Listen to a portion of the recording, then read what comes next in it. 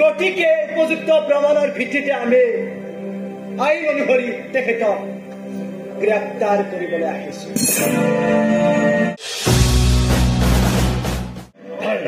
Sir নিশ্চয় কি পথ হয়েছে বলে মই তাৰ বিচাৰে জান বলে ও মই তাৰ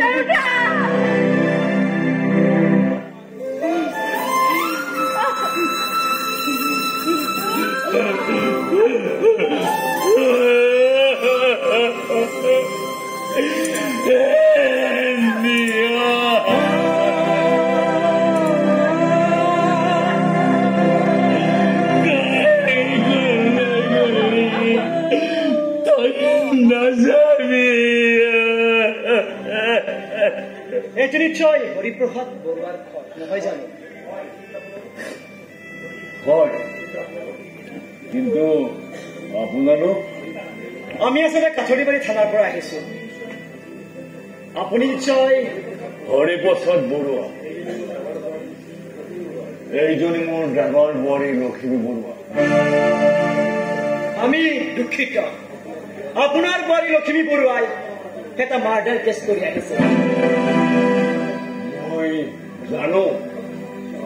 জানি যেতিয়া কোনো চহৰৰ প্ৰখ্যাত ব্যৱসায়ী সূৰ্য প্ৰতাপ হাজৰিকাক হত্যা কৰা অপৰাধত ভাৰতীয় দণ্ড আইন বিধিৰ 302 নম্বৰ ধাৰা অনুসৰি আমি তেখেতক গ্ৰেপ্তাৰ কৰিম।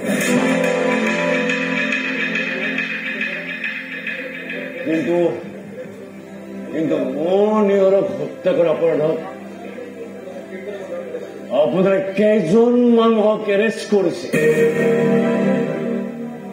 আইন চাওক ডাঙৰীয়া, আমি পুলিচৰ মানুহ, আমি মাথো আমাৰ কৰ্তব্য পালন কৰিবলৈকে আহিছো।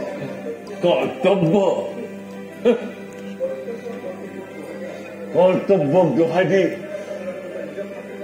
আপোনালোকে নিজক ফাঁকি দিবলৈ লৈছে।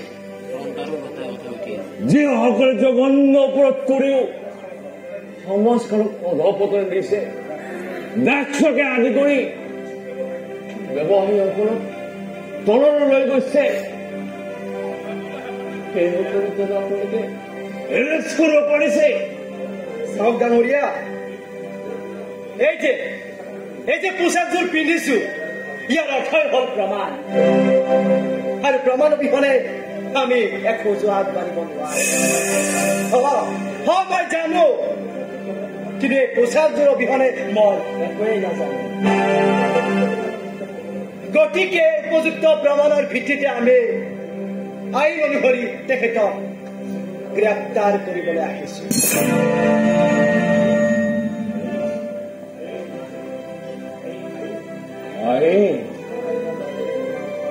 যিখন আইনৰ মাজে নানা অপৰাধ কৰিও অপৰাধী সৰকি যাব পাৰে, সেই আইনক দোহাই দিবলৈ আপোনাৰ বিবেকে এবাৰো বাধা নিদিলে? চাওক ডাঙৰীয়া, আইনত যথেষ্ট সুৰুঙা আছে, সেইটো ময়ো জানো, কিন্তু সেই আইন ৰচনা কৰিছে কি? সেই আইনৰ ত্ৰুটিসমূহ আঁতৰাবলৈ আমি কিবা কৰিছো নে? ইয়াৰ বাবে দায়ী কোন? আপুনি, মই আৰু একেকাৰ দৰে মানুহ নহয় জানো?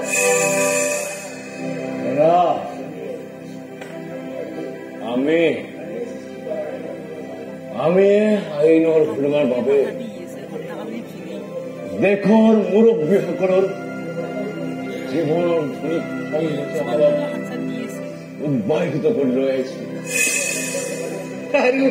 আৰু একে ভুলৰ বাবে আজি নিয়ৰৰ হত্যাকাৰীয়েও আইনক ফাঁকি দি হাৰি যাব পাৰিছে।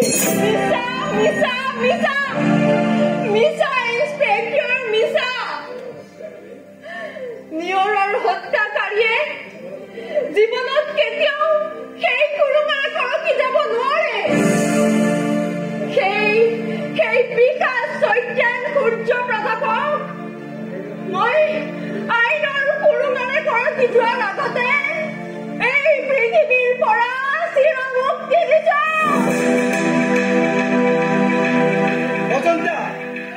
তেখেতক এৰেষ্ট কৰিব।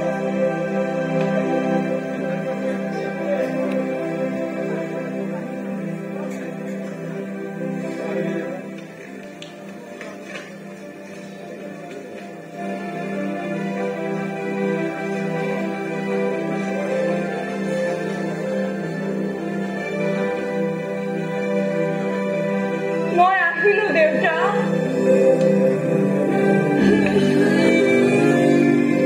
মনিক কথা আছে দেউতা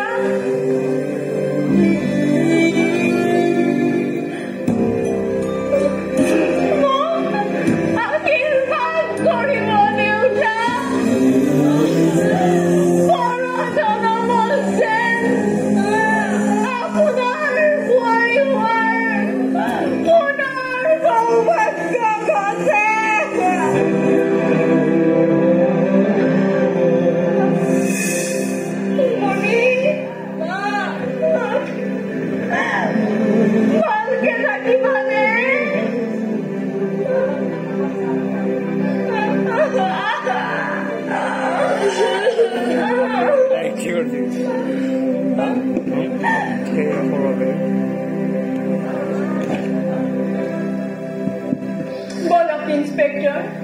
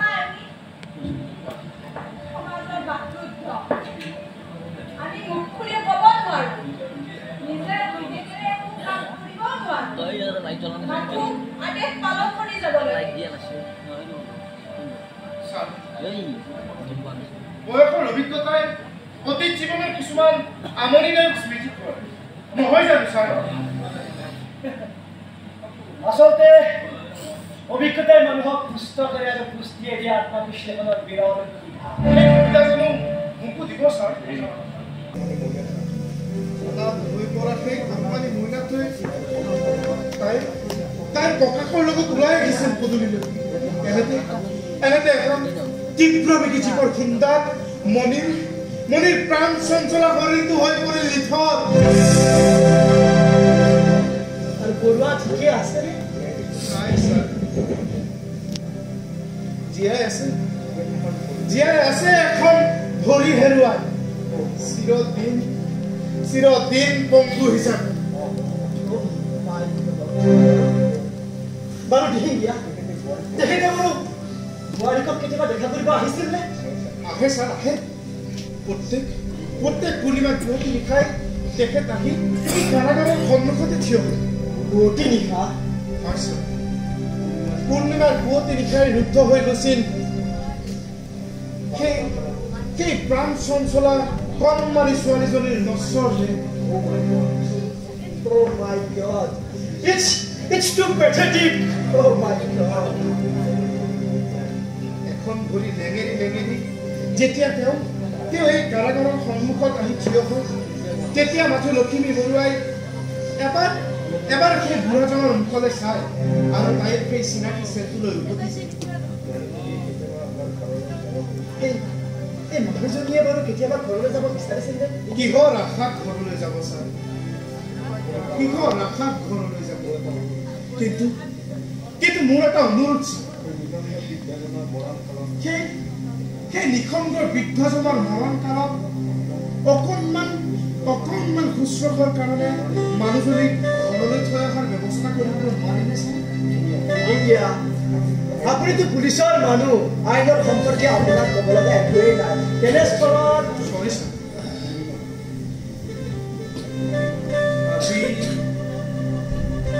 আজি পূৰ্ণিমা হয়তো অলপ পিছতে কাৰাগাৰৰ সন্মুখত থিয় হৈ তেখেতে ক'ব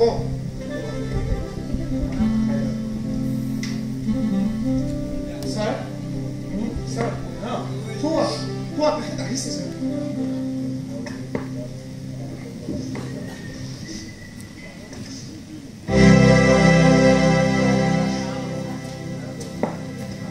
মোৰ বোৱাৰীজনীক এবাৰ দেখা কৰিব পাৰিমনে ছাৰ আহক বৰুৱা বহি লওক নালাগে ছাৰ মানুহৰ মৰমে মোক ভৰকৈ আমুৱাইছে মই মাত্ৰ এবাৰ বোৱাৰীক চাই যাম ছাৰ কিয় তেখেতক ঘৰলৈ নিব খুজিছে নেকি নালাগে ছাৰ তাইতো ইয়াত একো কষ্ট পোৱা নাই বৰুৱা হয় ছাৰ কাৰাগাৰত আছে কাৰাগাৰতে আছে আচল শান্তি আচল মুক্তি ব্যস্ত ৰাজপথৰ কোলাহলত আমাৰ দৰে সাধাৰণ মানুহ চিঞৰ এৰাই যায় এই জনশৰণ্যৰ হ'বলৈ মোক আৰু নেলাগে ছাৰ মাত্ৰ মোক এবাৰ বোৱাৰীজনীক দেখা কৰিবলৈ দিয়ক ছাৰ দেখা কৰিবলৈ দিয়ক দেউতা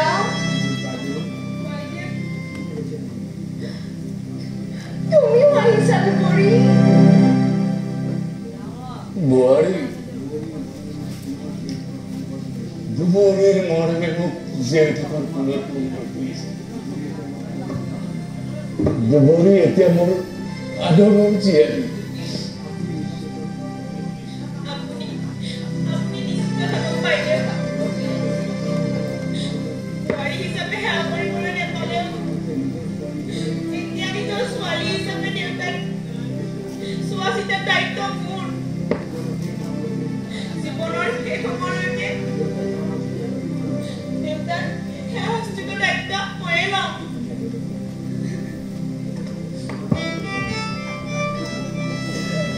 আমি আহিলো বোৱাৰী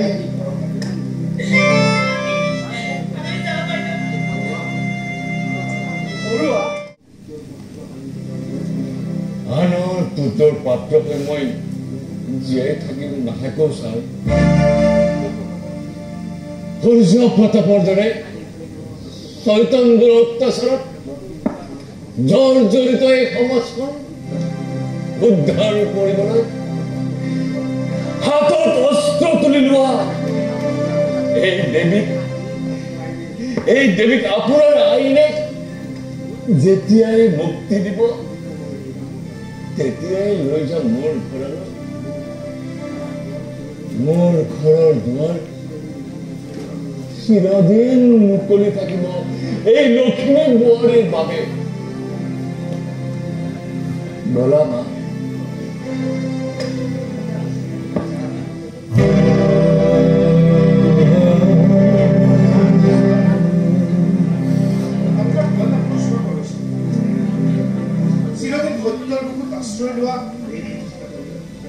ন্যায় প্ৰতিষ্ঠা কৰিব বিচৰা এই মহানুজ আজি জীৱনৰ বিৰলিতা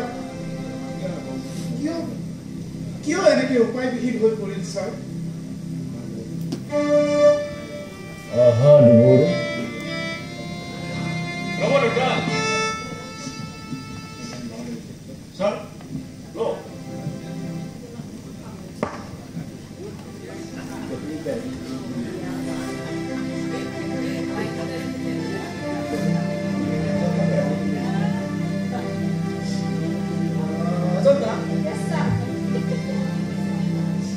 কিন্তু আপোনালোক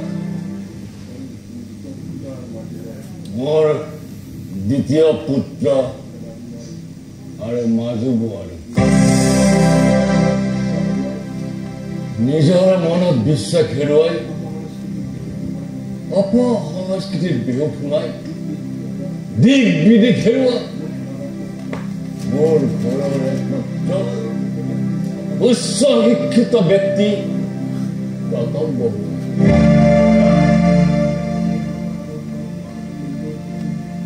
দেউতাকৰ আদৰ্শ ভৰিৰে মুচুকি পত্নীৰ বহুত অন্ধ হৈ পৰা চহৰৰ বিখ্যাত উকিল অতুলানন্দ হাজৰিকাৰ একমাত্ৰ জোৱাৰ কাৰ্যবাহী অভিযন্তা প্ৰতাপ বৰুৱা।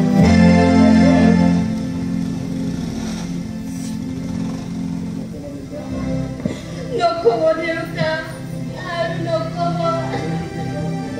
ইমান দিনে পৰা ভুলৰ বাবে আজি আমি অনুতপ্ত দেউতা। নিজৰ দাদাৰ কুঅভিহিক্তিৰ ফলস্বৰূপে আমাৰ জীৱনলৈ নামি আহিছে তাৰ ধুমুহা। এই ধুমুহা আমাক নিশ্চিত কৰিব নোৱাৰে দেউতা। আমি জীয়াই থাকিব বিচাৰো দেউতা, জীয়াই থাকিব বিচাৰো। মাত্ৰ এবাৰ বোৱাৰী বুলি মাত, মাত্ৰ এবাৰ। দেউতা বোৱাৰী বাইদেউ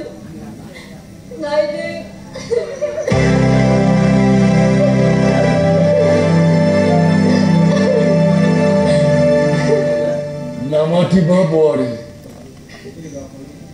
গোটেই গাঁওখনে কয় তুমি হেনো এজন মহামানৱ দেউতা। তোমাৰ অন্তৰত আমাৰ কাৰণে অকমান ঠাই নাই দেউতা। তোমাৰ চাহ লাগে দেউতা,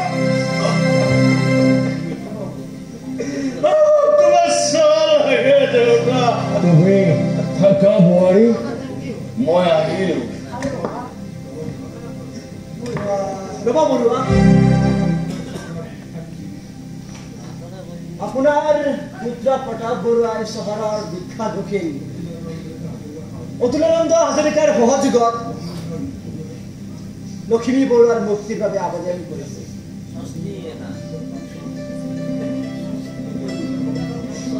আৰু তেখেতৰ এই কালচোৱাত ভাল আচাৰ ব্যৱহাৰ দেখি লগতে অতুলানন্দ হাজৰিকাৰ প্ৰচণ্ড যুক্তিৰ সন্মুখত হাৰ মানি ন্যায়ালয়ে তেখেতক আগতীয়াকৈ